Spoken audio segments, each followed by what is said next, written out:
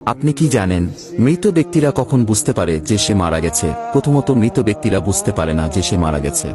মৃত ব্যক্তির মৃত্যুর পর আত্মীয় স্বজনের কান্নাকাটি, গোসল দেওয়া, কাফন পরানো, এমনকি কবর দেওয়ার আগ পর্যন্ত সে মনে করে মৃত্যুর স্বপ্ন দেখতেছে।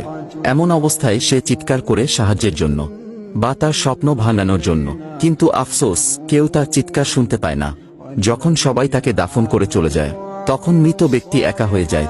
ঠিক তখনই মহান আল্লাহ তাআলা তার আত্মাকে পুনরায় তার দেহের মধ্যে ফিরিয়ে দেন। প্রথমত মৃত ব্যক্তি এটি ভেবে নেয় যে হয়তো তার খারাপ স্বপ্ন শেষ এবং সে ঘুম থেকে জেগে উঠেছে, তাই সে আল্লাহর কাছে কৃতজ্ঞতা প্রকাশ করে। এরপর সে তার শরীর স্পর্শ করতে থাকে, যা কিনা সবেমাত্র দাফন করা হয়েছে। তখন সে বলতে থাকে, আমার শার্ট কোথায়, আমার প্যান্ট কোথায়, আমি সাদা কাপড়ে মোড়ানো কেন, এখানে এত অন্ধকার কেন, এখানে এত ময়লা মাটির গন্ধ কেন? তখন সে আস্তে আস্তে বুঝতে পারে যে সে সত্যিই মারা গেছে। আপনি কি জানেন যখন কোনো মানুষ মারা যায় তখন তার কবরে কি ঘটে?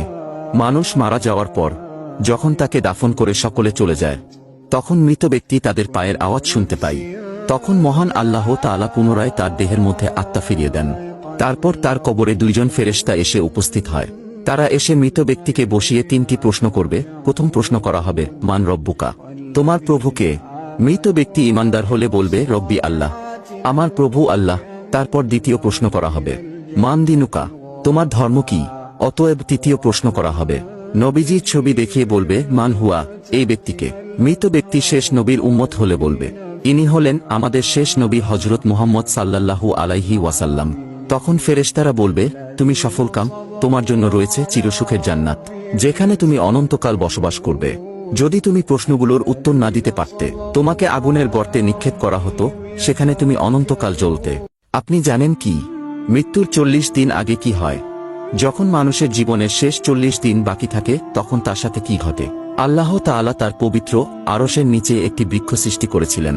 আল্লাহর যতগুলো মাখলুকাত আছে এবং যেগুলোতে জীবন দেওয়া আছে, তার প্রত্যেকটির হায়াত এই গাছে ঝুলন্ত রয়েছে। যখন কোনো মানুষের জীবনের শেষ 40 দিন বাকি থাকে, তখন সেই গাছ থেকে একটি পাতা ছুটে আসে মালাকুল মাউত আজরাইল আলাইহি ওয়াসাল্লামের কাছে। সে পাতায় তার নাম, তার পিতার নাম এবং তার মাতার নাম, এমনকি তার বংশের নাম পর্যন্ত লেখা থাকে। আর নির্দিষ্ট সময়ের মধ্যে মালাকুল মাউত তার রূহ কবজ করে নেয়। যেদিন এই গাছ থেকে পাতা ছিঁড়ে মালাকুল মাউতের কাছে এসে পৌঁছায়, সেই দিনই তাকে আল্লাহর আরশের নিচে মৃত ঘোষণা করা হয়।